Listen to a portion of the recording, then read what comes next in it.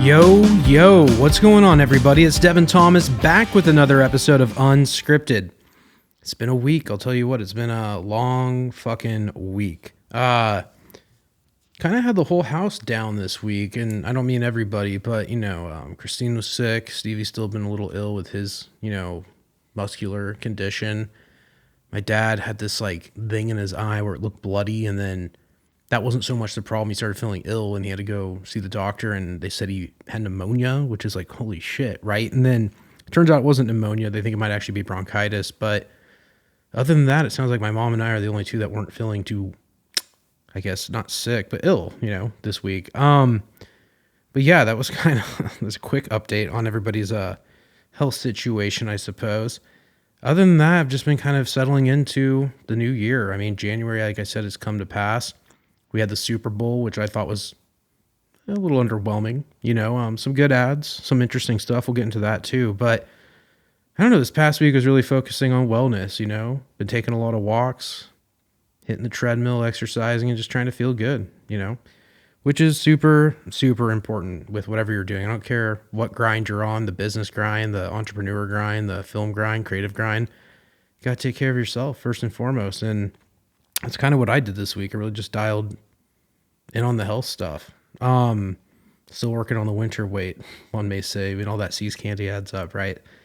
But anyways, been focused on that. Been kind of still messing with the camera, trying to, keep shooting, keep doing things that, I don't know, I won't even say make me happy, but literally keep me moving forward. I always want to push the needle a little bit and see where I can take whatever I'm doing to the next level. And lately, it's been production. That's really been top of mind. I've been really focused on cinematography and thinking about the next move and movie, obviously. But yeah, and also financial stuff, just, staying on top of it. Been doing a lot of work this week. I'll actually be, honest. I've been a little bit more focused on stability, which is important. I think, I kind of talked about this last week, but any artist, you got to have stability first and foremost. You can't operate if you're stressed out. You can't operate if you feel like you're in dire straits. You can't operate if you feel like you can't get ahead, right? And you have to have that stability. So I've been working on that. And it's not like I'm in that position, but that's just something that's been top of mind. How can I keep working on the creative journey, but also have that stability where I know, let's just say even if things didn't work out in the long run, I'll be okay. And that's what I've been, working on this week. A little bit of real estate, some website building, development, etc. Kind of, figuring out the next move. LUT Depot's been great as well. I mean, I know I've been pushing it here with the hat and all that, but LUT Depot's been good. We've had a lot of subscribers. We actually have been getting feedback now since we've launched the, company. And, even today, as of today, we even had comments, people like, this website's the bomb, quote unquote. And it's just, it's funny to see somebody respond not just positively, but actually enjoy using it. Because like I said before, I use those LUTs to color this podcast every single week. And there's one set of LUTs I don't know if they're on the site yet, but I'm going to put them on there with Stevie. It's like the Netflix pipeline. That's what we call it. It's obviously not actually Netflix. Full disclosure, we created this. It's proprietary, but it's what we imagined Netflix is doing. And it's part of my node chain on DaVinci Resolve. When I actually edit this, I use two specifically. I use the finishing and then the contrast pop LUT. And then I have a proprietary LUT just for LUT Depot, or excuse me, just for Unscripted, the Unscripted LUT, which is also available on the site. So it's just cool. That's one of the, e-commerce is one of those things that I've done a few e-commerce projects, a few startups, and this one, for how little time it's been since its inception and actually publishing the site and putting it out into the world, it's incredible how much it has gained traction and how quickly it has, the subscriber base is big. Not all subscribers are paying, I'll be honest, but the ones that do pay are very happy, and it's just exciting. It's cool that people are enjoying the product. So that's something else that, although there's a lot of LUTs on there, the library will continue to grow. I just watched, we were talking about, I think, The Rip, and then we watched Greenland and this and that. I actually just watched Marty Supreme today, and it's okay, well, Marty Supreme's another movie that has a very specific look. And that's going to be probably one of the other LUTs that I go to create next. So, and in tandem with Stevie, we're both creating those LUTs together. But yeah, that's something that I'm really proud of, and I'm really happy that it's been, trucking along and doing well. And if you are a filmmaker looking for, a way to save time on your workflow, especially with color, or maybe you're not the best colorist, but you feel like you get it enough to tinker with the LUTs. I mean, check it out. Go visit the site and see if there's a LUT on there that works for like whatever you're using it for. And it's not limited to just cinema. I understand the LUTs are cinema forward, but I mean, I've used LUTs on music videos. I use them in many capacities. Also, like, some people don't consider this. One of my friends was texting me asking about which, editing software should I get? Like, what, workspace should I use? And I said, like, he's asking me about like Premiere. He's asking me about Final Cut. And I said, I cut Peninsula Nights and Final Cut. I haven't used Premiere in a while. I'll be honest, and this isn't to disparage Adobe or Premiere, but I feel like Premiere has always had trouble cutting RED footage, at least like RED RAW. It crashes a lot. So that was a big driving factor towards why I got Final Cut Pro to edit the film. And Stevie and I also saw that, Parasite was edited on like an older version of Bong Joon-ho's film. Parasite was edited on an earlier version of Final Cut Pro. And it was like, okay, well, if it wasn't too good enough for this, if they weren't too good for the Oscars, it's not too good for us. And I was very, very happy with the color and the way the editing software worked for Peninsula Nights in Final Cut. But, DaVinci Resolve is incredible for not only, this is to get to the point, not only video editing, but also photo editing. I have popped many stills out of DaVinci Resolve, not just using LUTs, even just doing, a custom, color grade. And I'm always impressed. I've it's funny. I remember I bought DaVinci Resolve, I think around the beginning of last year, and I've used it in the past, but I never bought the full like $300 lifetime license, whatever it is, which is a great fucking deal for this software. And I remember, I think we edited Last Call in it, and I haven't looked back. I have not gone back to Final Cut Pro.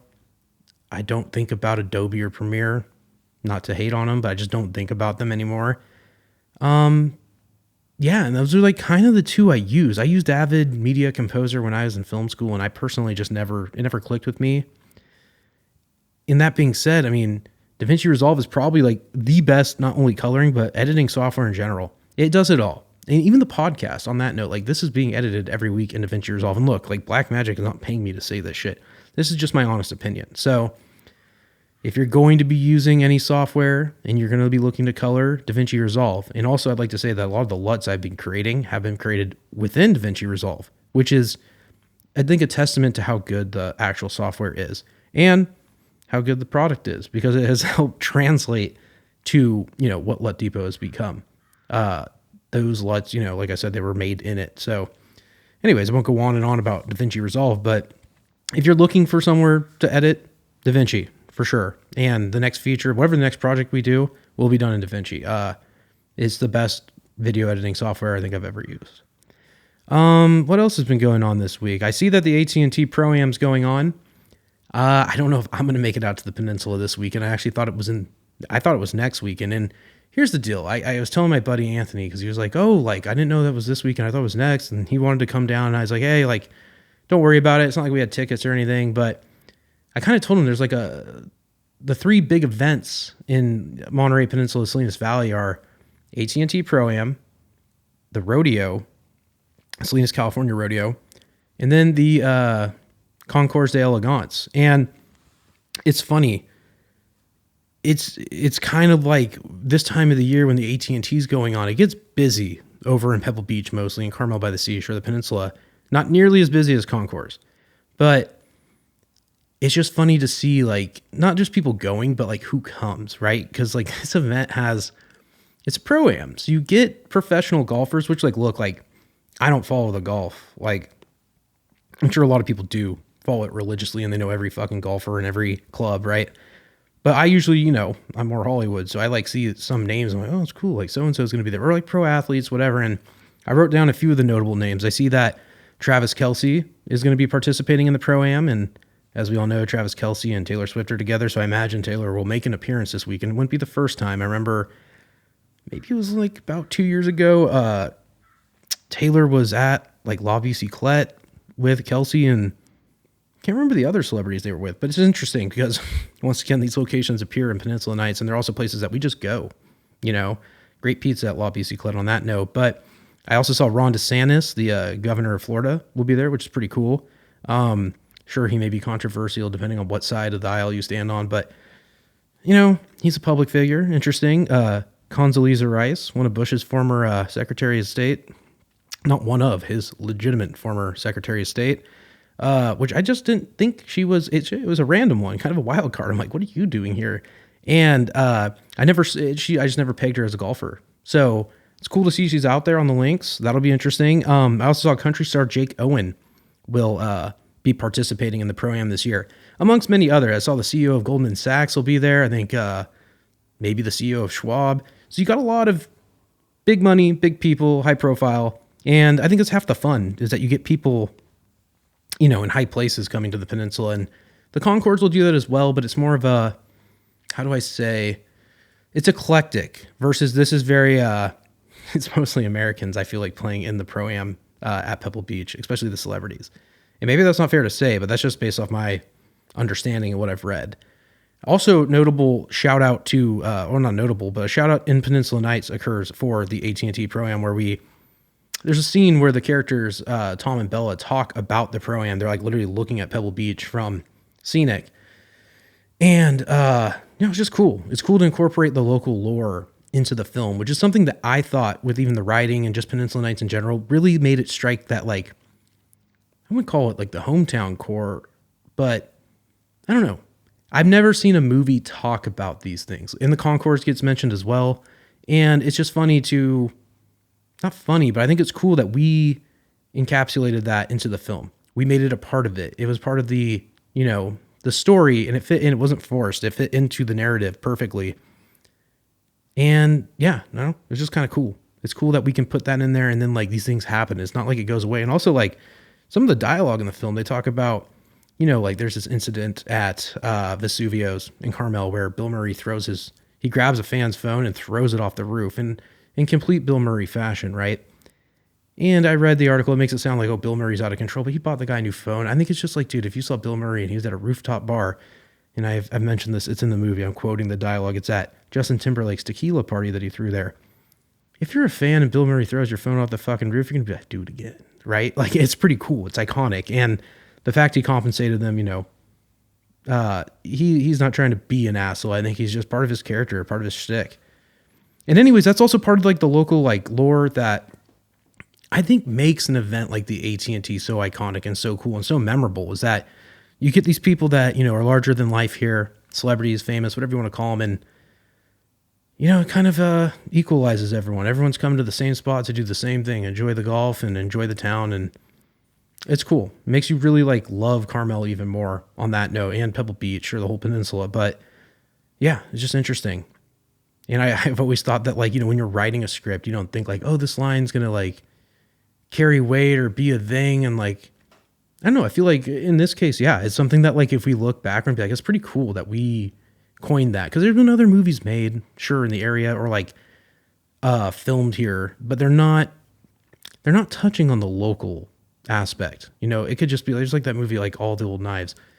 It might've been filmed here, but it's not about here, if that makes sense. And that's kind of what I think Peninsula Nights did. It gave a lot of creative, I wouldn't even say creative license. It just leaned into the local aspect in a very, very good way. A way that like, I would never compare myself to John Steinbeck, but I say like Steinbeck wrote about the town that he was from. He understood the area, right? I don't think someone else would have written that line. Maybe another local, but like a Hollywood screenwriter, unless he's like lived it, he may not make that reference or like think that's an important thing to mention. He might be, there's a car show here or there's a golf tournament. It might just kind of go under the radar and not be like appreciated in the way that I look at it. I'm like, wow, this would be a cool thing to put in there because all of us have experienced this event or these events over the course of our lifetime. So anyways, maybe I'll make it out to the peninsula for that. I think it might be a little bit of a traffic jam, to say the least. I remember one time I was with my buddy and we took him over to the peninsula during Concourse and we got stuck in traffic on like in Carmel Valley for like maybe 2 hours. And he was like, bro, why did we do this? And I'm like, it was an undersight on my behalf, but there's a lot of cool cars in traffic. So I guess that kind of was his consolation prize. I've been watching a little bit of the Winter Olympics on Peacock. They've got it all, on there. I don't know if you guys use Peacock. It's kind of good for The Office. I'm not bashing on Peacock, but typically I only go to it to watch shows that like I couldn't get anywhere else. I remember when fucking The Office left Netflix, that was, a bummer. Same with Friends, but it pushed me to other platforms. Say for The Office, it pushed me to Peacock, and then for Friends, it pushed me to HBO Max or HBO, whatever, HBO Max, I guess is what it is again. But yeah, it's just interesting.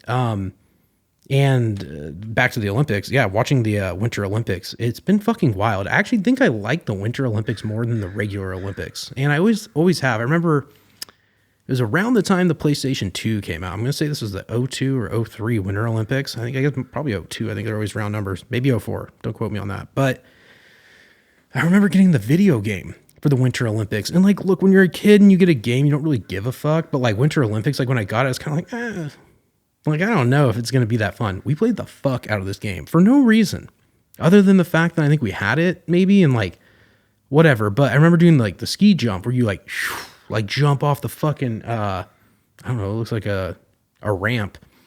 Look, I'm not that technical with these Olympic sports. I just see them and you kind of know them, like bobsled, luge, etc. They're very like alternative sports. And I started watching it this time as an adult at 32 fucking years old, watching it and being like, when was the first time somebody decided they wanted to get on that luge and go like 80 miles an hour down this fucking ice? I don't even know what to call it. The luge, I guess, whatever. Or the bobsled. Like, who was like the first person who's like, I want to get on this like icy path and just shoot my way down, right? And then watching the ski jump, I'm like, good God, when was the first time you thought, I think I want to do the jump? And how do you even approach it? You know, like I look, maybe like a lot of these people grew up in like Norway or wherever, like Sweden, etc. Maybe they had more access. And even the people that are Americans doing it, I get it. Like there's the Rocky Mountains. Maybe you grew up in Aspen. You're like, fuck it, I'm going to do ski jumps. But like, when was the first jump? When did you think like, I think I'm going to go for it? And these are huge jumps. Like watching it as an adult, like when you're younger, you're like, yeah, the jump could have been bigger.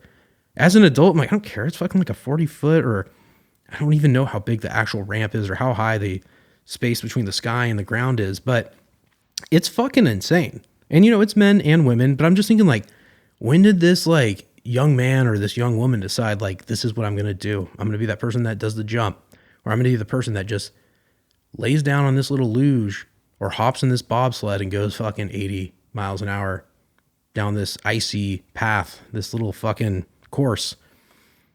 I don't know. But it's like, I guess I'd equate it to like a bull rider. When was the first time a bull rider was like, holy shit, I think I'm going to do it. I'm going to get on that fucking bull or that bucking bronco and just go for it. It's a little crazy. And I had a high level of respect for these athletes. But on that note, I'm still thinking like, damn, like when was the first time? Like what drove you to do this? Did somebody tell you how to do it? How do you even learn how to do some of this stuff? Bobsled, I get, right? Luge, I'm sure there's a skill to it. Obviously there must be. You got to use your body to like lean and do the whole thing. But the ski jump, it hurt my knees to watch the ski jump. And they're fucking graceful at doing it. Like they get up there and they just like, they're like flying through the sky, and it's fucking incredible. But I don't know. It was, watching it this time, I was just like, wow, this is truly like one of those activities that you have to really like, one, you got to really want to do it.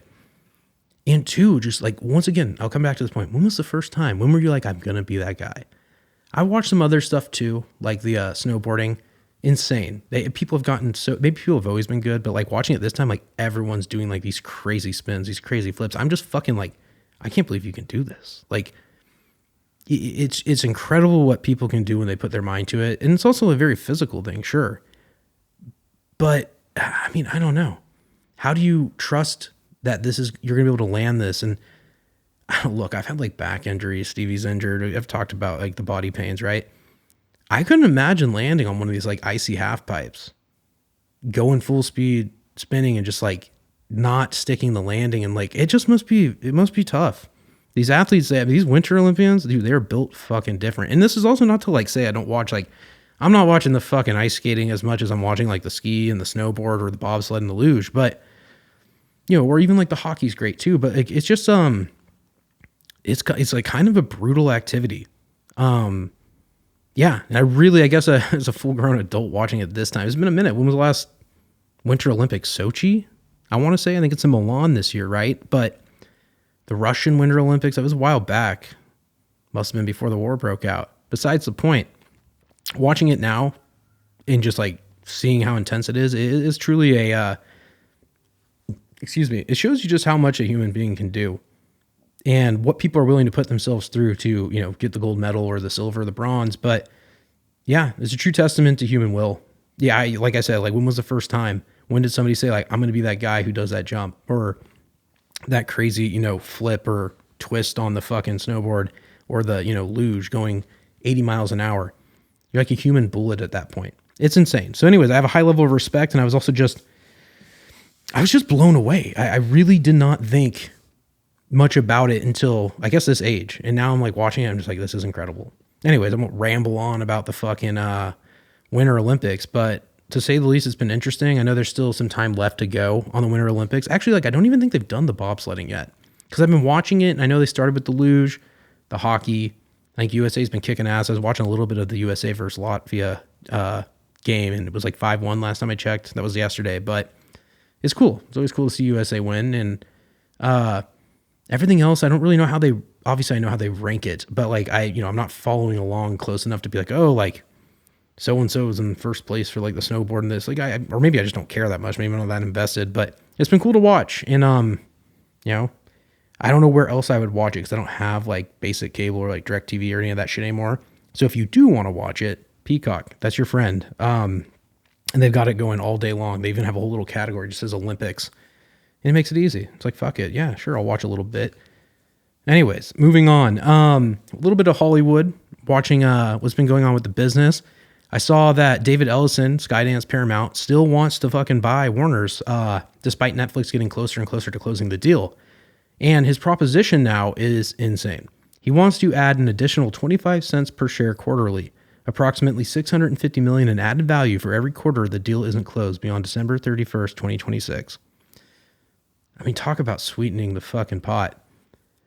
I don't know how Warner's could refuse it because he's basically bribing the shareholders at this point. I'm not going to use that in the word bribes. Maybe that's the wrong word. I don't want to say he's doing that, but he's giving them a deal where it's like, how could you walk away from an extra $650 million each quarter, right? I think he's smart. He's doing the elite acquisition play here. He's telling the shareholders, look, I'll pay you a little bit more for your shares, and I'll consistently do it if they don't close the deal. This is going on the whim of like, if Netflix can't deliver, I'll deliver and over deliver. And he's offered a ton of money. He's thrown fucking his weight around Hollywood for sure. And part of me's rooting for Ellison to get it because, I mean, Netflix makes a great product, and I know I've talked and had my criticisms of Netflix, but I just watched some Netflix movies this week, and to be honest, some of them are very good. They're very enjoyable. Some of the television's primo. Like, I was watching Squid Game earlier, and I was just like, we gotta throw Squid Game on casually, like regularly. We do it, but it's incredible. And I watched some Sandler movies that were on Netflix. I watched like The Do-Over. I watched Ridiculous Six, and I watched Hubie Halloween, all kind of within this week. I was just kind of on a Sandler binge. I also watched Deuce Bigalow, American Gigolo. We'll get into that later.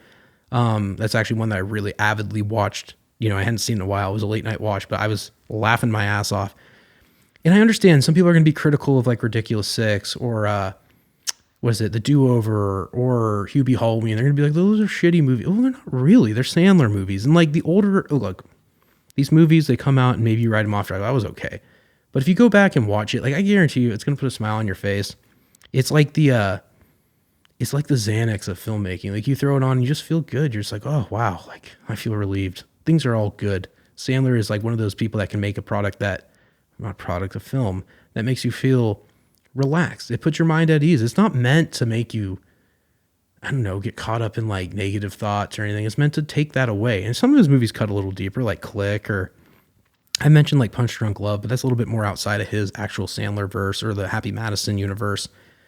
And anyways, watching his Netflix original films, they're great. The quality's superb. The humor's there. It's 100% Sandler regardless. Even Happy Gilmore 2 on that note, I haven't really revisited it the way I would have revisited like Happy Gilmore, the OG. But all in all, I'm happy to have more Sandler than less Sandler, right?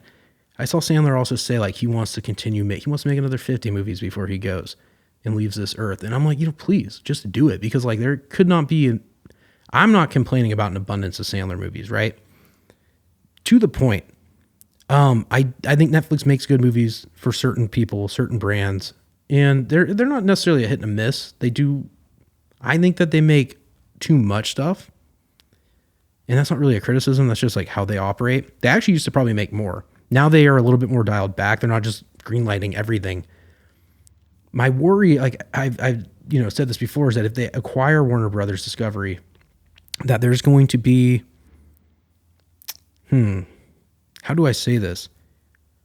Watered down versions of stuff we like, in the sense that, like, look, like I've mentioned, like the Batman or like Harry Potter, like these are some of the biggest IP in the world, and people don't put them on the pedestal, but they're expecting a pedigree product when it comes out. They're expecting theatrical releases. And look, theatrical, like if it goes away, I think we'll be okay. There's other ways to still make it exciting without the theater. But I love the theater and I really hate to see it go. I mean, I even saw the most recent iteration of Batman, The Batman, with Robert Pattinson in theaters, and I loved it. I loved every fucking minute of those 3 hours. But I don't think Batman having a Netflix release on its premiere is going to hit the same way, say, as it would in the theater. And I think Ellison wants to push theater, and he wants to keep that classic, model going with cinema. And he's done a good job. Even Skydance produced a lot of the last, Mission Impossibles, Top Gun Maverick, a movie I mentioned a lot. It was special to go and see it in theaters. It was incredible to see it in theaters. It literally, like, put a tear in my fucking eye, which I know sounds ridiculous. It's an action movie, but there's something about that nostalgia, like knowing that this was a film that was a sequel of something that, like, I'm just going into legacy at this point. The legacy of Top Gun is not to have a movie that just comes out like, it's like the straight to DVD is what I consider. If it's going straight to streaming, that's what people kind of treat it as. They're like, well, it's straight to streaming. It's almost like straight to DVD. That's the modern straight to DVD, which isn't fair to say, but that's just how I think I can make this analogy, right? If you want pedigree films like Harry Potter, if it was coming straight, and you know what? Harry Potter is going to go straight to streaming. Maybe I'm sounding stupid just saying what I'm saying, but it's going from, being a theatrical release, and there's also a television series, but it's going to be coming out on HBO, right? Does that mean it's not as good? No. I mean, there's been plenty of hit shows that have come straight to streaming. Let's just say even HBO, rather, like, like Sopranos or like White Lotus, they're derivative of like streaming, right? But when it comes to films, I'm really hoping, and even if Netflix does acquire Warner Brothers, perhaps they will still, like I said, continue with the same model. But I know Ellison really wants to keep that model. And with his fucking ridiculous deal he's offering these guys, we'll see what happens. It'll be a huge consolidation of fucking IP and power if Ellison gets it, because he's already got Paramount. I know Bezos bought, MGM. We'll see. And look, I don't think if Netflix buys Warner Brothers, it's the end of the fucking world by any means. I mean, I think they're already shooting in a lot of those lots anyways. It's just, for me, I don't want everything to be controlled from like one person down. And I think either way it goes, that's kind of what's going to happen. There's going to be someone's going to have a huge grip on the business. It really comes down to who's going to do the best job with all that IP. So food for thought, I won't keep going on about it, but yeah, I've been thinking a lot about this deal in particular. And I know even Trump was going to get involved, and he said he's going to stay out of it at this point. He doesn't even want to get involved in it. He says, you know what, let's just let it play out. And may the best man win, I suppose. Maybe it'll be Ted Sarandos and Netflix, or maybe it'll be David Ellison and Skydance and Paramount taking over. And it's always fun to watch. Wherever it lands, I think it'll be fine. I'm probably being too dramatic about it, but the future of Hollywood is at stake, folks, and we got to see where it goes. It's funny too, you get guys like Chris Nolan who talk about like, I will never make a movie with Netflix. Well, it's like, bro, you've historically made movies with Warner's. And then with Oppenheimer, he moved away to Universal. Perhaps he did the same with Tenet. I got to look into that, but I believe Oppenheimer was the first time he left Warner's in a long time to not make a movie with them. And I think it's because he shares the same sentiment I do. And we're talking about the president of the DGA, right? I think it's just something about keeping cinema classic and having that auteur sensibility that kind of gets lost with Netflix. There's a lot of auteurs that have sold out to Netflix in the sense of like, sold out's wrong. They've been asked to make movies for them, and their style is there, but there's, like I said, it's like a watered down version of their style where like there's certain elements Netflix wants in the film to, not even in the film, but they want it to be done a certain way, certain quality control measures, cameras, color grades, etc. Doesn't mean it's bad. It is a style. Like, for example, I was watching Hubie Halloween this past week. Immaculate cinematography, very well shot. Is it the greatest movie ever made? Absolutely fucking not. But it's fun. It's stupid. It's something I like to watch when I want to relax or go to bed. Honestly, sometimes it's a sleeper. And it looks a lot like other Netflix movies I've seen, which is a testament to give Netflix some credit here. They're extremely consistent with their quality control. It's unfucking believable. They do a great job, and the quality is superb. But I'll juxtaposition that with what I said about Breaking Bad this past, few weeks, which we just finished. And fucking incredible, like as always. Breaking Bad was so nitty and gritty. It was shot on 35 millimeter film, Cook lenses, I believe. Real, just true like cinema. I know it's a television show, but true cinema. It broke rules. It didn't follow any specific, template. Obviously, like I've mentioned, Vince Gilligan set a tone for the show, but it wasn't perfect. And that's kind of last week's episode. I said imperfection is masterful. And I was listening to Roger Avery talk on Joe Rogan, and he kind of said the same thing I said, which was refreshing to hear, that just because we can have the utmost quality doesn't necessarily dictate the utmost film or product or whatever you want to call it, right? The result's not always the best. And I think that's something that we need to think about moving forward, is that you don't necessarily need high quality or Netflix's quality to make something good. They shouldn't be the dictator of that. So we got to keep letting people do what they want to do independently, or if not, like risking to, finance something that's not just like everything else. And Netflix has, like I said, it's like everything's very similar versus, auteurs that go out and they have their own sensibilities and they do it their way with their DP and their style. And they're not worried about working it into a box that Netflix has created so much as like just going out and making something and crafting a film that's truly great. Anyways, yeah, I kind of, in my notes here, these are all over the place, but I was going to say this week I've been shooting a lot, and, it's funny. The quality I've been getting with the RED Komodo 6K and this DZO Vespid lens, I've been using this lens a lot. I kind of bought it, like I said, for Peninsula Nights. When I was fucking before the movie, I was buying so much gear. I was just like, well, what do I need? Do I need this? Do I need that? I shot some test footage with Stevie with this DZO lens, and it was incredible. The Vespid is a beautiful cinema prime. One guy on YouTube was calling it a poor man's Cook. I thought that was a great way to put it. It is truly amazing. I've been shooting so much footage with it. And it's, the image quality is insane, but I guess what I'm getting to is that like you can do it with whatever gear you have, right? But this lens is just like kind of like made me rethink like my cinematography skills and just like help me like further forge the path forward on like what I think I could do with cinematography. The lens responds very well to low light, responds very well obviously with light, but like it's not even response. It's just the way the fucking skin tones look, the image, it pops, the bokeh is beautiful. You get these, amazing, okay, the bokeh is like where the distortion is, right? In the depth of field. You get these beautiful circles. Lights look amazing. It's just truly like, honestly, it's a truly impressive lens. I've been shooting a lot with that. I've been doing a lot of like low light cinematography, not even necessarily low light, but excuse me. I'm a big fan of like David Fincher's cinematography, and he's also a big proprietor of RED digital cinema cameras. So since The Social Network, I think he's primarily shot on RED, if not exclusively. He's had his own cameras from RED. The Xenomorph is his model that they actually like created for him. I want to say the Red Ranger as well. I could be wrong on that, but I remember he had the Xenomorph. The Ranger may have been used on that movie, the Orson Welles movie he did. I think it's, God, I can't remember the name. It is on Netflix as well, and he's had a great relationship with Netflix. But anyways, David Fincher is an incredible director, uses the RED, and he also has worked a lot with Darius Khondji from films like Seven, and perhaps that's the only film, maybe Fight Club as well. Either way, he likes a nitty gritty, sometimes underexposed film, and they like Social Network, like a little bit more mainstream and universal. But I've always admired his low light photography. Something that'd be a little bit more similar to what I'm talking about might be The Killer, where it's a little bit more, I wouldn't even say available light, but he's very specific with how he wants the image to look. And I've been leaning more into that Darius Khondji, David Fincher combo. It's something I just like. I also like, I've said this before, I love movies that take place at night. I love nighttime cinematography. There's something about photographing a film at night that just, oh, fuck, I don't know. It just feels good. I've never been one to really want to go out and shoot daytime. And maybe that's just me. Maybe it's my own psychology, but I love a movie that takes place at night. It almost feels like the right thing. And maybe it's because I watch movies at night. These are like weird thoughts I'm just thinking right now, but I'm trying to get in my own psychology. But yeah, been shooting a lot with that. And it's just really cool to see how like powerful the camera is and how little light you really need. Like even when I'm shooting this pod, I'm using some pretty big lights.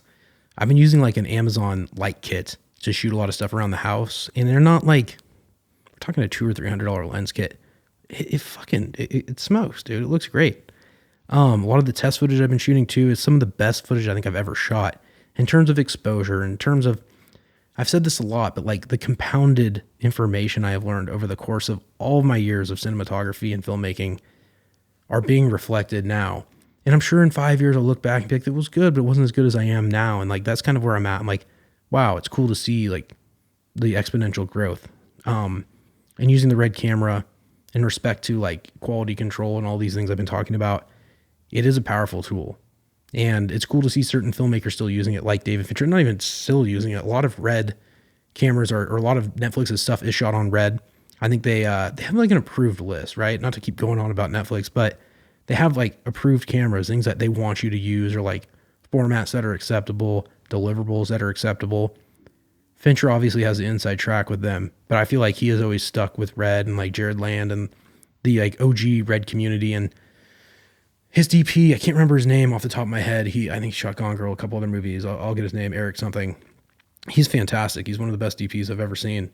And yeah, it really shows you that, like, you know, certain technologies, it's like car brands. People have loyalty. I've had a lot of loyalty to RED, and there's a reason. Like, I like the results I get. And like, I've been using Sony a lot to shoot the pod. And over this past year, I've been really like diving into other formats. Really got the Sony because the autofocus capabilities are insane. RED, that's not something they really have. Even my DZO lens is more manual focus, right? But it's cool to see somebody like, you know, stick with this brand and not only like use it, but like perfect it. Like, he may be one of the best. It's not Fincher alone, like I said, as DP and him work in tandem, but it's cool seeing him push it constantly and keep trying to see how good of an image you can get out of it. And also like being a supporter of the brand is just cool. So anyways, yeah, been doing a lot of cinematography. That's really what I've been focused on. I haven't really been in writing mode. I know it's unscripted. Should be talking about writing scripts and stuff, but no, like, I mean, I've been dabbling with some short film ideas. Until everyone's feeling 100%, I'm really just focusing on just shooting and practicing and just like keeping my skills frosty. Anyways, that was really something that took up a lot of my week, just shooting. Stevie and I have both been shooting. We shot a lot on the tripod actually. And, just been trying to, like I said, keep the knives sharp, make sure like when the time comes and we're ready to shoot something that we're good to go. I also was like thinking about buying some like new gear. I'm like, I just don't need it. Like, this camera for what it is just, it's got a lot of life left in it. And, to be quite frank, if they made another version, I know they made a Komodo X. It just has a different like lens mount, really. I don't know if I'd even really like buy another camera unless something really stood out to me. But this camera has been nothing but a pleasure to work with. And they make a little bit bigger version of the Komodo called the Raptor. But the Raptor is a bit large to float on like a Steadicam. And for me personally, I like the compactness of the Komodo and just the versatility. You can put it in a lot of spots. It's very light. You can do great handheld with it, tripod, Ronin, etc. I don't know. It's probably the best camera I've ever owned. I really love it, and I can't wait to shoot another movie with it. All right, moving on. The first movie I watched this week was El Camino, a Breaking Bad movie. That's what it's called, 2019. Writer-director Vince Gilligan, cinematographer Marshall Adams, composer Dave Porter, principal cast Aaron Paul, Jesse Plemons, Charles Baker, Matt Jones, and Robert Forster. Look, I finished Breaking Bad. I've seen it before. I won't go down the Breaking Bad route like the fucking show, but incredible ending. It hit just as good as the first time I watched it. And, of course, naturally, Christine, she hadn't seen it before. She's like, wow, like, this is fucking incredible. Like, let's watch Better Call Saul. And I'm like, whoa, let's pump the brakes. Let's watch El Camino first, right? Anyways, I remember when El Camino came out. It came out a while after Breaking Bad. And it was a Netflix original. And I remember at the time, Netflix originals weren't really popular. I think Stranger Things had come out a few years before, but still, people weren't like 100% hooked.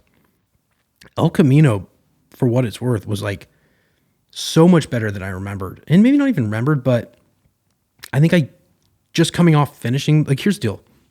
I finished Breaking Bad when it came out. What was that, 2012, 2013? Okay, well, when a movie comes out like 7 or 8 years after the end of the show, the shock value or the hype might have died down a little bit. By the time it came out, I wasn't critical, but I was like, okay, cool. Like the Breaking Bad movie, like I wasn't like I like the premise. Like, well, this is what happens to Jesse after. It's like, well, cool. I'm going to see what happens to Jesse. And then, I remember liking it, but not as much as I liked it this time. I remember not being disappointed, but being like, oh, it felt like quick for 2 hours. It was like a long Breaking Bad episode. I'd equate it to like the Entourage movie. The Entourage movie was the same thing. It came out a few years after the show ended, probably closer in proximity, honestly. But regardless, sometimes it's better when it comes out simultaneously. Like, hey, they finished the show and this movie came out like a year and a half or 2 years later, not 8 or 7 years later. Besides the point, there's also one more critique I'll make. It's like Jesse Plemons in the movie, he's a lot thicker and he does look a little older than his character Todd looked initially. Aaron Paul looked pretty good. Everybody else looked pretty good. But besides the point, the movie was great. It was truly a perfect way to send Jesse off. I understand there will be criticisms about the film, but for what it's worth, like, they're not changing it. They're not going back. And this is also what the same writer and director thought, hey, this is where I think Jesse's story went. You can't really deny that, in my opinion. It's like, well, it's not like they went and it's not like the Sopranos movie, whatever that was called. I can't remember.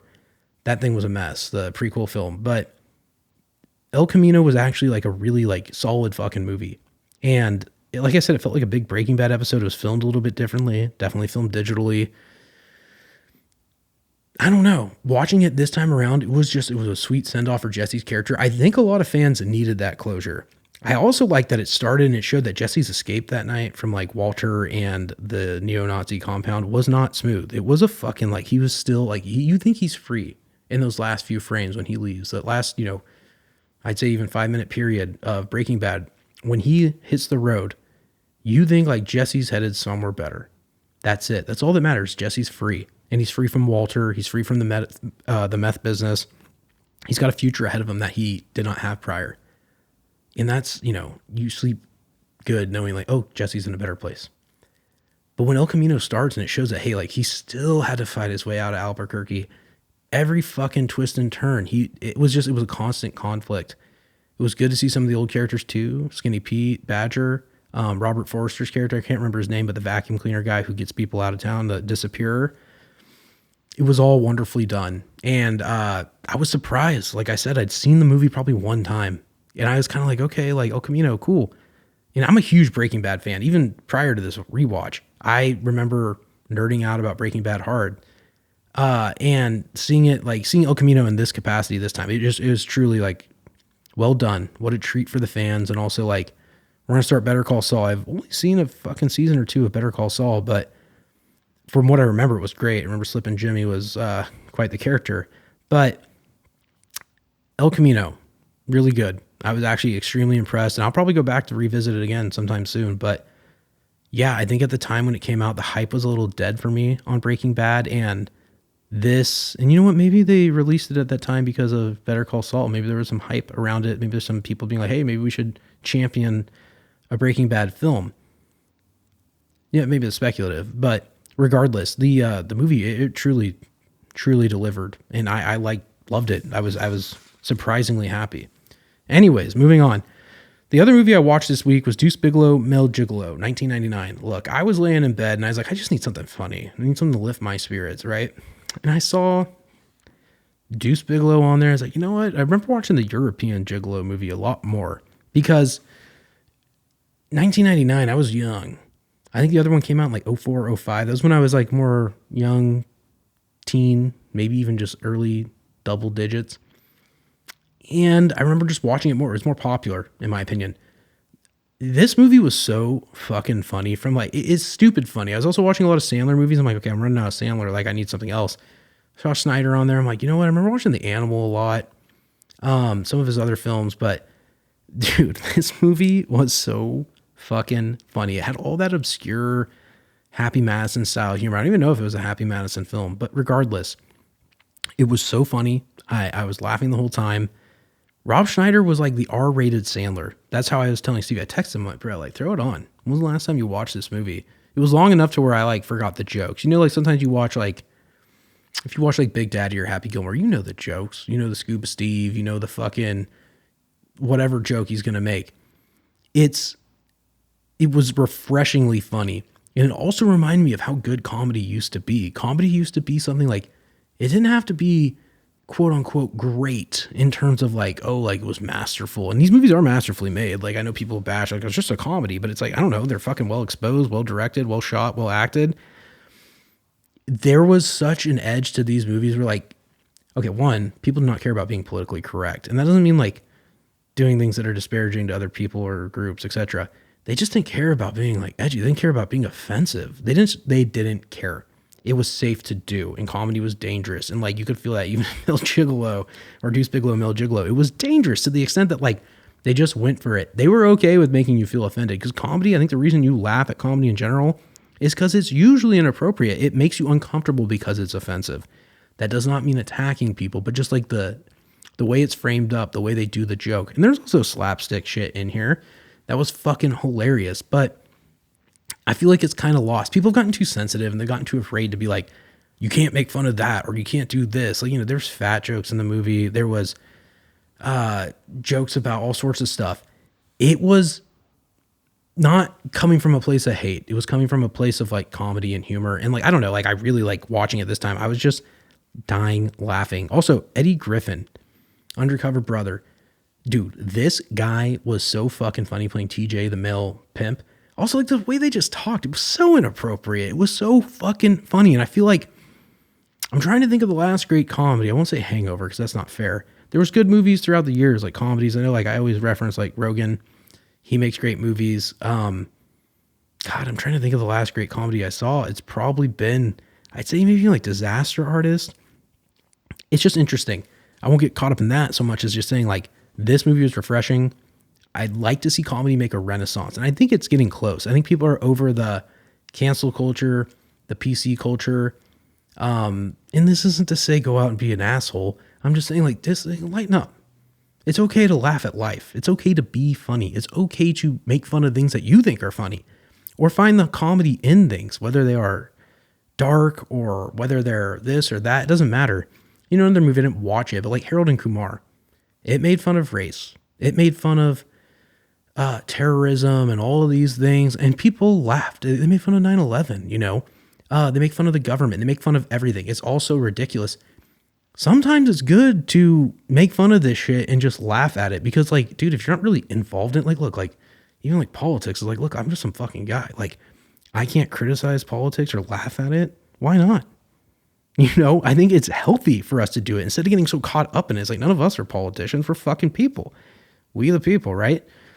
And anyways, even watching a movie like Deuce Bigalow, Mill Gigolo, which is extremely unpolitical and extremely fucking, you know, apolitical at that, it's just funny because it's funny. And the things it makes fun of are true to life. And like, there's even like stupid moments like, this has nothing to do with any of that stuff. But like, there's a moment where like Rob Schneider's character Deuce is at a fish. He's like pumping shit out of toys, like half plumber, half, I guess like fish tank cleaner. That's his job. I don't even know what to call it. Aquarium cleaner. He's at like an aquarium store or whatever, a fucking fish shop. And there's the girl working there and he's like, hey, you know what? I actually need some of these snails. And she like leans over and her like tits fall into like the water of the fish tank. And he's just like looking because it's like her shirt's getting wet and you can see her nips. And I'm like, it's funny because it's just like male perversion. It's not like every guy goes out and does that, but it's just funny because it's like, yeah, you're going to laugh because you're like, huh, that would be funny, right? Like a wet t-shirt contest moment. It's so stupid and it's so honest. And it's just like, whatever that type of comedy is, let's get back to that. Like, it's just, maybe it's bro humor. Maybe it's just fucking irreverent comedy. I always see that fucking category or whatever genre come up on Netflix. Maybe we need to be more irreverent. We need to get back to that. Anyways, Deuce Bigalow, Mill Gigolo, 1999, directed by Mike Mitchell, writer Harris Goldberg. Excellent film. And Rob Schneider was fucking hilarious in it. I'd love to see him in something again. The next movie I watched this week was Marty Supreme, written by Josh Safdie, writer Josh Safdie. I want to say Ronald Bernstein also wrote it. Maybe I'm wrong on that. I got to double check. Cinematographer is Darius Khondji, who Josh Safdie has worked with before. He worked with him on Uncut Gems, which was excellently shot. One of the best movies I've seen. Composer was Daniel Lopton. I don't know if that's right, but I'm familiar with his work. He's really good. Principal cast was Timothée Chalamet, Gwyneth Paltrow, Tyler the Creator, and Fran Drescher. There's a lot of non-actors in the film as well. Also, I mean, it's not on my list, but Mr. Wonderful also has a pretty significant role. He plays Gwyneth Paltrow's wife in the movie, and he was great in it. But I don't know how to feel about this movie. I've mentioned the Safdie brothers on here before. I talked about their, division. Benny Safdie made the Smashing Machine with Dwayne Johnson and Emily Blunt. And I thought it was, movie of the year, 100 fucking percent. I thought it was it's the best movie I'd seen in a while. It was just a fucking great, honest movie. Like I said, I don't think it's going to get its flowers at the Oscars. And I'm starting to really care less and less about that because I feel like who cares, one, and two, the good is good. There's that Sopranos episode where the guy is trying to finance a band and he keeps asking his old Jewish friend, what, man, Hesh, I can't get it to hit. I can't get this band to do it. And he's like, hey, dude, you can't manufacture this shit. The episode's literally called A Hit's a Hit. And at some point, the kid's showing Hesh his demos and he's just it's just not good. And then they're in a bar, at the end of the episode, and the guy, is a hit song playing. He goes, that's a hit, right? And that's it. There is no you cannot manufacture a hit. You cannot manufacture something that's great. You can try, and you can get good people that have had success or just figured it out. To some extent, you don't really figure it out. You just get lucky, and then you kind of, or there's just natural attraction to something that's good, right? The Smashing Machine had that. It was wow, that's a hit. Dwayne Johnson's acting in this film was hit acting. Emily Blunt, she did a great job. I cannot remember the other guy who plays this guy, Mark Coleman, in the film. He was a non-actor, UFC guy, but he did a great job. It all compounded to make this film that had that X factor, the hit factor, right? Quite frankly, I did not think that Marty Supreme had this. I'm not trying to be a critic. I like Chalamet. I support him. I saw his Golden Globe speech where or maybe it was Oscars, but I want to say it was Globes, where he went off and said hey, I want to be an Oscar winner. I want to be great. At the time, I was like, fuck yeah, bro. He's around my age. I was like, I like what you're saying. I like this, mentality that I want to be great. Not even a try hard. He even said it, if you want to call me a try hard, let him. He must have been filming Marty Supreme when he went up and did that speech, because I felt like he was playing him fucking the character he played in this movie. I didn't think Marty Supreme was bad. I got to say this. I've said this before. When I watch a movie and I usually think I don't like it, it's because it was not what I expected. Marty Supreme was nothing like I expected, which I probably should have expected to be more like it was based off of Josh Safdie's previous work. But no, it was totally different. Here's my 2 cents. The movie is about Marty Mauser, this 1950s ping pong player who goes to London, plays in this ping pong tournament, and he doesn't win. And when he comes back home, his whole thing is I want to be the world champion. I need to go back to Tokyo. I need to try and fucking win this thing. And you think it's going to be more about the ping pong, but it's not. It's like a New York Odyssey. In my opinion, this movie was almost like Good Time Part 2. I felt like it was almost the same movie, not the same, but similar, right? With a different character, different story, but a lot of the same. It was almost you can tell he's obviously got a style. He obviously has a narrative that he's able to spin. But I don't know. I will say this. Marty Mauser, the Timothée Chalamet character, was extremely unlikable. Everything he did was self-motivated. It was always at the expense of others. I think when the movie starts, you think this guy might have a little bit more heart for other people, because it kind of starts like that. He's helping people at a store, selling them shoes. He's got this girl, his childhood best friend, that he still sleeps with. And it goes from that to just this guy, every person he meets, he fucks over or lies to. He is cheating, lying, and stealing his way to the top. Quite literally stealing. Armed robbery, etc. He only does things that serve himself. It reminded me a lot of the character in Good Time that Robert Pattinson played, Connie, which, I thought Good Time it's one of my favorite movies. I love it. But this time around, watching this film, not even this time around, but watching this film for the first time, I just, I didn't like the Marty Mauser character. I thought he was a complete fucking asshole. He treated everyone like shit. He might have some redeeming qualities in the end, but for the most part, no. He was also cheating on his lady. He was trying to take advantage of every person he met, all at the expense of other people, which in my opinion is it's just a really sick and dark fucking way to live your life. And I don't like that. I didn't like the character, but maybe that was the point. So how much can I bash it if that was the point, right? I won't say anything bad about the other actors. I thought Gwyneth Paltrow had a great fucking role. She plays Mr. Wonderful's wife in the film, Kevin O'Leary's wife. He's Mr. Rockwell. I won't even get into the names. I'll let you see the movie, but She was fine. Tyler, the Creator, was actually a pretty, solid performance. I really liked his acting. And you know what's funny? I remember listening to Tyler, the Creator talk probably 10, 15 years ago, probably 12 years ago rather. And him saying I just want to do film.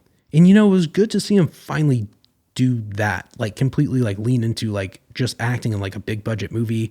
The movie had a little indie charm, but it did not have Smashing Machine. I've said it before, it's something I feel I could have made. And I don't mean that in a pretentious way. I mean, I could have gone out with a camera and some actors and been hey, I got this narrative. I think we can do it. There's some big set pieces. There's some UFC or boxing arena shit and some press conferences. But for the most part, you could have probably sourced a lot of it. And if you wanted to dial it down and not show those fight scenes, you could have done that too. But this movie was of the utmost. I mean, I don't know what the budget was. I didn't even look.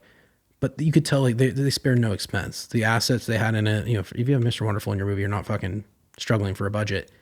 These guys also, the Safdies, prior to their split, they were at the Oscar, they were in Oscar contention. They had Uncut Gems up there with Sandler, Julia Fox, etc. They're Hollywood guys. I liked what Benny did more. And, the comparison game's dangerous, but I liked what the other brother did more at Smashing Machine. With Marty Supreme, it wasn't a bad movie. It was an Odyssey through New York. It almost turned out to be a little bit like Good Time. Like I said, a crime movie. This guy's trying to figure his way out of town. Because at some point it goes from he gets back from London and he's got to get to Tokyo for this big event, this big ping pong event. But all the fucking hour and 40 minutes in between that is just, maybe not an hour, 40, hour and a half in between that. It's just this fucking ridiculous crime-ridden evening or weekend in this kid's life where he is just, like I said, robbing, cheating, stealing, trying to get this money. It felt almost a little ridiculous, a stretch. All this crazy shit happens. People are dying or getting injured and there's this robbery going on and he flies to Tokyo at the end and he has a rematch with his nemesis and kind of gets what he wants. He wins this match and it's an exhibition match. It didn't even really matter. And then he flies home and the childhood friend that he knew has a baby and he's the last scene is him looking at the baby and crying. I'm just what the fuck is going on? What was the point of this movie? The Smashing Machine was about learning how to lose. I got it. Even the subtext, I get it. Dwayne Johnson's character, Mark Curry, learns how to lose. It was also painting a portrait of somebody who was highly underappreciated during their time. One of the biggest proprietors of UFC in its early days never even got a $250,000 prize, where fighters now they're fighting and they're making millions, right? He was before his time. He flew too close to the sun too soon, right? And I don't know, Marty Supreme, it wasn't a bad movie, and I'd probably grow to like it more, because I say this, if I watch a movie and it's not what I expected or didn't like it initially, I might actually grow to like it more. I just didn't like Marty's character. He was too much like Connie from Good Time. I thought he was a really bad guy. They also used some more dog kind of visual in the film, which it wasn't the same as Good Time, where Connie's character was animals liked him. He's kind of like a stray dog. And I'm not the only one who uses that, depiction of him. He kind of got along with everybody. Everybody kind of trusts him. But the Marty Mauser character, was he a stray dog? He's kind of just a fucking, I don't know, he's just kind of a fucking asshole. I really didn't like how he treated people and who he was. And the payoff he got, it was good. But it's what are you trying to say? Success is just stepping on people all the way till you get to the top or where you want to go. I don't like that. I don't like that message. I don't like the message it sends to young people. I don't like the message it sends to society. Maybe I will grow to like this movie more in time. And this isn't a critique on the actual filmmaking or anything. The filmmaking was just fine. Honestly, it was probably even higher quality production than The Smashing Machine. But I personally liked the way The Smashing Machine was filmed more. It was more low key. It was more what I would like to do. Not everything has to be this fucking epic production. And my 2 cents is maybe I will grow to like it. And maybe next week I'll revisit Marty Supreme and I'll probably watch it again with Stevie and Christine. And maybe I'll give you a little bit more of a opinion on it that's less, I don't know, it sounds like I didn't like it, just my initial take. But, and it was well reviewed. I even was looking at the Metacritic, was an 88, kind of an 8 out of 10 on IMDb. And maybe they're just really pushing it through for awards. I think Chalamet's dying to get that fucking Oscar in his hand. He wants that little gold band to put on his mantle so he can admire it. But yeah, I think time will tell. And maybe I'm wrong, but I really think The Smashing Machine, if between the two and playing comparison game, because I'm comparing them for a reason. These are two brothers that used to work very closely and now they don't. And one went one way and one went the other. And they had their reasons. I've explained it before. And it's just interesting. So we'll see. Overall, I won't give it like a rating or anything. I think time will tell. And I think even for me, let me digest it, because I watched it literally right before I got on here. I was like getting through the movie, not getting through, I was watching the movie so I could talk about it here. Because this is, you know, I didn't watch that many movies this week. I really watched Deuce. I watched a couple other movies, but like I wasn't like sitting down and watching them, which is very different than like, I'm going to throw on fucking The Do-Over with Spade and Sandler and just kind of like be on my phone or my laptop and look up. It was kind of like, you know, a fireplace. Like it's nice to have it on. Marty Supreme though, interesting film. I think narratively it was just kind of a weird story, weird pitch. You know, I know Aaron Sorkin, and this is something I've remember watching Aaron Sorkin's masterclass a long time ago for screenwriting. And he's like, you know, you can make a movie like, it's like The Social Network. What was the right pitch for The Social Network? We see Mark Zuckerberg at college building the thing, or like, do we frame it through in like just like a straight narrative, or do we see it through these litigation proceedings where he is literally at like, you know, meetings with lawyers? It's like a court drama, not the same, but like, you know, it's like a legal drama. The Social Network is actually the pitch that Sorkin said was right. It's like, well, maybe I could frame it through like everything's already happened and we're looking back into like what happened to Zuckerberg and Eduardo Saverin and or Saverin, whatever, and the Winklevoss twins and the other guy, and see like, okay, well, what really happened? It's framed up through like these court cases or this like arbitration or litigation, whatever they're doing in the film, right? This is like the legal aspect is helping us guide the narrative. We're looking back at like, oh, remember that night we came up with the idea, and it goes from them sitting there and cuts back. Where like there's the scene where Eduardo's like, I was your only friend. And then it cuts back. It's like just Mark, like, you know, Jesse Eisenberg sitting there like, I guess you're right. And it cuts back to like a night at them at like a frat fucking, you know, party, or like one of these final clubs, like initiation parties where they're like still trying to make it.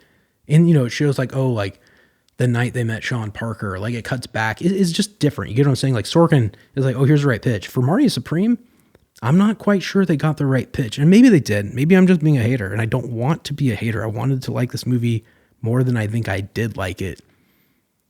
But quite frankly, I didn't. And I'll leave it at that. Marty Supreme, 2025. Josh Safdie, shot by Darius Khondji. I mean, he's one of the best. He's an old hand in the cinema world. And he's somebody I've always looked up to. I remember like one of my early cinematography teachers, like Darius Khondji, like he was obsessed with him. And he was obsessed with Seven too. But it stood out to me because I'm like, oh, I see. Like there's a lot of great DPs out there, but seeing somebody like tell you, like, not even tell you, but like show you something and be like, this is something that you could do too. Not you, but like, it doesn't have to be done the way everybody else does it. And that's what I think I admire about Khondji's cinematography, is he does his own thing. You know, Robert Richardson does his own thing, or Deakins does his own thing. There's so many people that have their own style, and like the more you shoot, the more you develop your own, right? And you can pull from everybody. You know, it's, you know, good artists borrow, great artists steal, right? And cinematography is one of those things where I think you have a lot of creative liberty to take what somebody else does or uses for your own arsenal. Anyways, Marty Supreme, like I said, go watch it. Not bad. I think if you're going to do a double feature, maybe watch Smashing Machine and then Marty Supreme. They're both sports movies. I mean, ping pong is a sport and so is UFC. So check them out. The other thing I watched this week, which I haven't gotten to the 4th episode, but I watched the first 3 with Christine and Stevie, I think last night or the night before.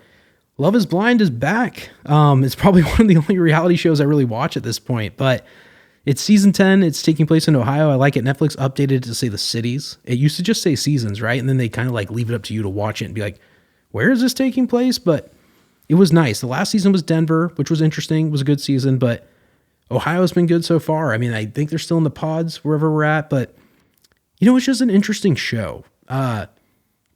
If you haven't watched it, it's supposed to be a social experiment about like romance and like finding true love. And you know, I'll pitch it really quick. It's like people go into these pods and they talk to each other through a wall, right? And you go on many dates with all the other different, you know, men and women that are there. And then, they try to see if they can fall in love and get engaged and then go and propose before they propose through the wall as well, but before they even see each other, right? And that's like the first week. I think they have 6 days, or maybe it's 2 weeks, but I think it's 1 week. Week 1, you're in the pods. Week 2, you go to Mexico. Week 3, you like meet the family, show them your life. And then week 4 is like the weddings. And it's just, it's quite a weird experience to watch. And it's funny to see like some people, like you can tell when they like open the doors and they're like, they propose, they're like, I can't wait. Some people are just like, I fucking like, this isn't going to work. You can tell by the look in their fucking eyes and the way their face looks, they're not into it. Or like the way they kiss, or like don't kiss at all, kind of interact. And it's always fun to watch. And then there's like, you know, the drama within the pods. Like, it's funny to see people arguing over like relationships before they've even seen somebody, but it is also a testament to the show, like the social experiment. Like, is love blind? Like, can you just blindly love someone without even seeing their face, just talking to them and you become attracted to just who they are, which I think is very interesting. It's maybe there's a reason it's so compelling and why so many people watch, including myself, is that very factor. It's a great pitch for a show. It's incredible. Obviously it's the 10th season. Here's the deal about the show too. Like, I want to say they do 2 seasons a year, because the show's only been on the air for like maybe 3 or 4 years, maybe 5 years at most, but I don't even think so. And they bang the seasons out. I'm sure they're already shooting the next season and the next season after that. But yeah, it just, I'm excited to see where it goes. It's just very interesting. Also, like, if you don't watch it, you maybe not know this, but if you do, you already know. Sometimes people don't match with the right person. They pick the person that they think is right. And then when they're in Mexico, the couples are with each other. They don't see anybody else, but then they have a party where they show everybody for the first time, like not just them seeing the person they picked. And it is wild. Some people will see the person that they didn't pick, but they had a strong connection with. Cause like some people are like sitting there like, I am 50. They're like 49, 51%. Like, I want this other person because of this one thing that we connected on a little bit more than this other person. But then they see the person and it's not just a physical, it's just something happens. And it's fucking crazy. You know, like, I think that's why in real life, even when people are attracted or there is like romance or like actual love, sometimes it's a less about the way they look, more about who they are. Sometimes it's more about how they look than who they are. And this show, just like, I couldn't imagine being on this fucking show. It must be just fucking crazy emotionally, because some people are also there for the wrong reasons. They're not actually seeking romance, right? But for those who are and that actually get played or like pick the wrong person and have remorse, it can be pretty intense. And there's been previous seasons where somebody like straight up is like, I picked the wrong fucking person. They end up going back to the person and they fucking end up getting married to that person and they're still together. It's wild. So anyways, if you're going to watch any reality TV, I highly suggest Love is Blind. You can start from, I've never watched season 1. It was really low budget. And first season I saw was season 2 and it was just incredible. And like, I tried to watch season 1, but just never gripped me the way the next iterations did. But yeah, I mean, it's one hell of a show and I'm excited to watch it. It comes out every Wednesday. Yeah. And there's other shit I wanted to watch this week. I wanted to finish Beast Games. I wanted to finish Fallout, but like, you know, quite frankly, there's too much shit to watch. And, I'm a busy guy. I don't have time to watch every fucking thing that comes out, but I'll catch up. Like I said, this week was busy. I was really focused on focused on myself. You know, the shows can wait. They're always going to be there. Anyways, guys, I think that's about all I got to say this week. Thank you so much for tuning in every week, by the way. I just want to say thank you. It's, you know, it's fun doing the show and, hopefully we get something cooking, like an actual project that I can talk about. Hopefully I get some more guests on here soon. I know some people want to be on it. I've been a little lazy. I've been a little in hibernation. It's the winter time. Like I said, I've also been on like the business grind as much as the creative grind. So everything will come together as it should. I always believe that, you know, everything happens as it should happen. And yeah. Anyways, guys, I'm Devin Thomas. This is another episode of Unscripted. I'll talk to you all next week.